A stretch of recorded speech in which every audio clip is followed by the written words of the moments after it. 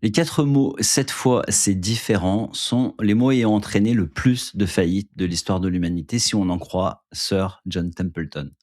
Et il avait raison, presque toujours. Sauf quand il avait tort. Aujourd'hui, 7 entreprises représentent 36% du marché américain et leur valorisation rappelle 1972, juste avant un crash de 50%, souvenez-vous. Mais est-ce que c'est vraiment la même situation? Dans quelques minutes, vous aurez une méthode simple et concrète pour évaluer si votre portefeuille est en danger et vous saurez exactement quels signaux surveiller pour agir avant un retournement. On va maintenant parler des Nifty 50. Entre 1945 et 1970, le marché américain a gagné 350%. Cette euphorie a créé ce qu'on a appelé les Nifty 50, 50 entreprises considérées comme inarrêtables. Coca-Cola, McDonald's, Polaroid, Xerox. Le raisonnement était simple à l'époque. Ces entreprises ne peuvent pas perdre. Donc, une seule décision à prendre, acheter et ne jamais vendre. En 1972, la moyenne de ces titres se négociait à 42 fois les bénéfices, alors que le reste du marché tournait autour des 15 fois les bénéfices.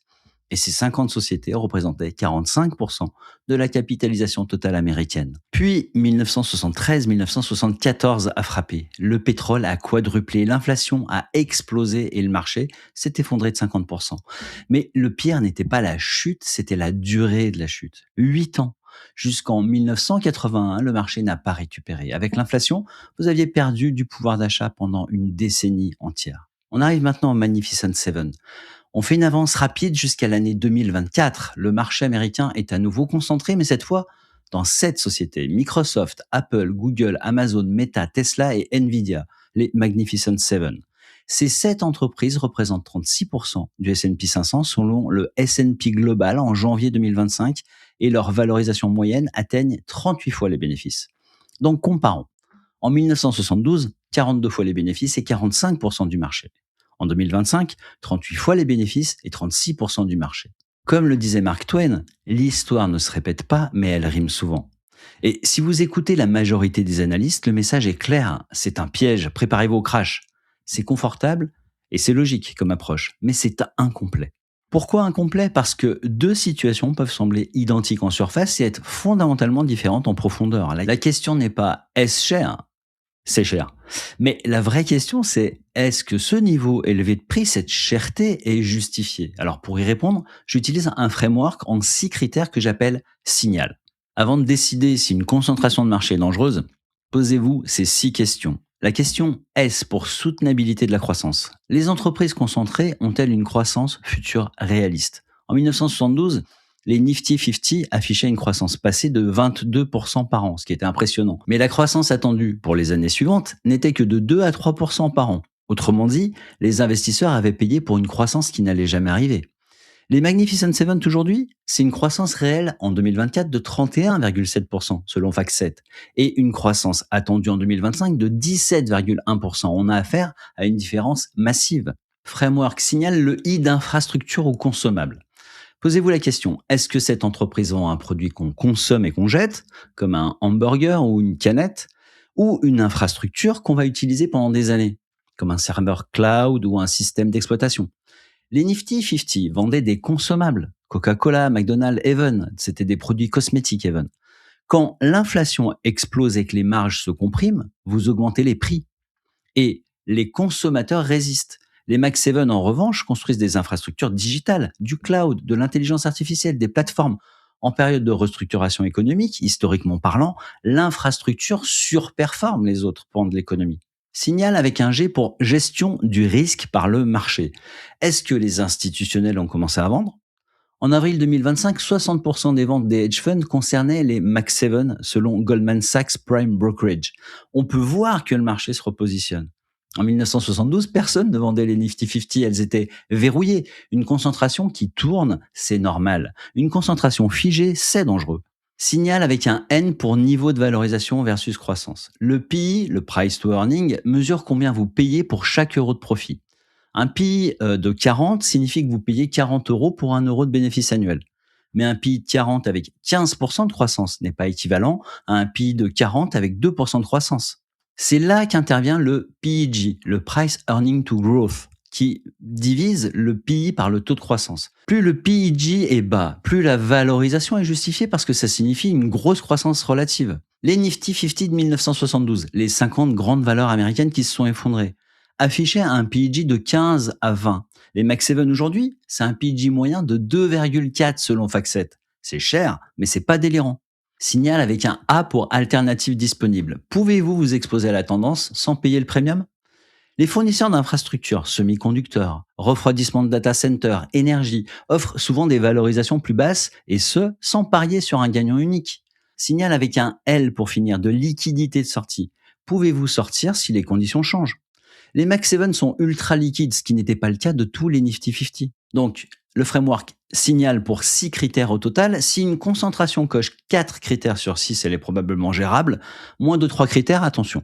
Voilà pour le framework, mais connaître les critères ne suffit pas si vous commettez les erreurs classiques. Et voici les 3 erreurs classiques qui vous coûtent le plus cher.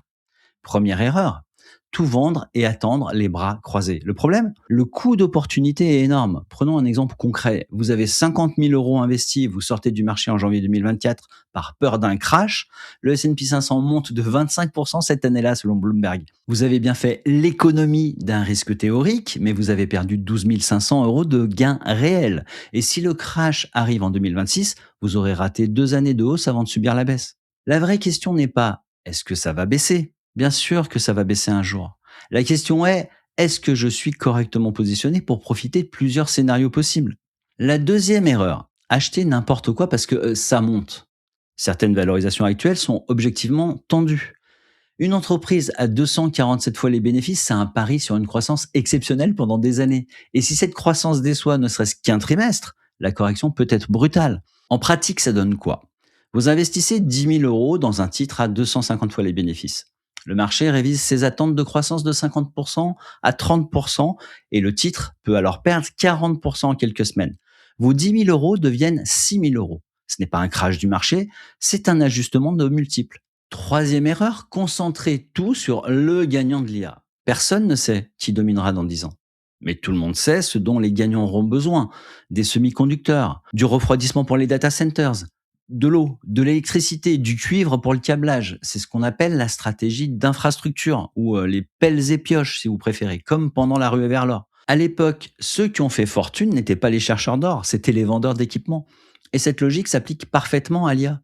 Les secteurs qui fournissent l'infrastructure ont souvent des valorisations plus raisonnables et ils gagnent quel que soit le champion final. Si c'est OpenAI qui domine, on achète les GPU. Si c'est Google, on achète aussi les GPU ou les TPU. Mais surtout, tout le monde a besoin de refroidissement et d'électricité. Cette logique n'est pas une recommandation d'achat, même si j'applique personnellement cette stratégie d'investissement des pelles et pioches de l'IA, entre autres stratégies, pas de manière isolée. Cette logique, donc, c'est une grille de lecture pour diversifier intelligemment. Maintenant, parlons de votre situation concrète. Si vous avez un ETF World classique, vous êtes déjà exposé au Magnificent Seven à hauteur d'environ 20 à 25% de votre portefeuille selon la composition du MSCI World Index en 2025. On va prendre un exemple. Vous avez 100 000 euros en ETF World, ce qui signifie environ 22 000 euros investis dans les Mag 7. Si ces 7 titres chutent de 40%, ce qui est déjà arrivé en 2022 par exemple, vous perdez 8 800 euros sur votre portefeuille total, soit une baisse de 8,8% causée uniquement par les 7 entreprises qu'on vient de nommer. Et à partir de là, 2 options s'offrent à vous. Option 1, vous acceptez cette exposition parce que vous investissez à long terme, plus de 10 ans, et que vous croyez en la croissance structurelle de ces entreprises. Option 2, vous rééquilibrez vers des ETF moins concentrés, des ETF équipondérés, des ETF value, des ETF small caps, pour réduire votre dépendance aux 7 plus grosses capitalisations. Mais attention, rééquilibrer trop souvent, ça va générer des frais et ça peut déclencher des plus-values imposables. Donc, une fois par an, je dirais, ça suffit amplement. Alors ici, on ne parle pas de bien ou de mal, c'est une question de cohérence avec votre horizon et votre tolérance au risque. Donc, pour résumer, avant de paniquer ou de foncer tête baissée, passez la situation au filtre signal. S pour soutenabilité de la croissance, I pour infrastructure ou consommable, G pour gestion du risque par le marché, N pour niveau de valorisation versus croissance, A pour alternative disponible et L pour liquidité de sortie. 4 critères sur 6 positifs, la concentration est probablement gérable. Moins de 3, prudence. Et surtout, évitez les 3 erreurs classiques. Ne fuyez pas le marché entièrement, n'ignorez pas les valorisations et ne pariez pas tout sur un seul gagnant. Alors, ce framework signal, c'est un début. Mais pour évaluer votre portefeuille réel, connaître exactement votre exposition, savoir comment rééquilibrer sans paniquer, identifier les signaux à surveiller chaque trimestre, ça demande une méthode complète. J'ai créé une formation gratuite de 7 jours. Pas de promesse de rendement, juste une méthode structurée pour prendre des décisions que vous comprenez vraiment. Le lien s'affiche à l'écran et autrement vous l'avez en description. Et si vous voulez savoir comment vous préparer au prochain crash boursier, cliquez sur la vidéo qui s'affiche. À très vite.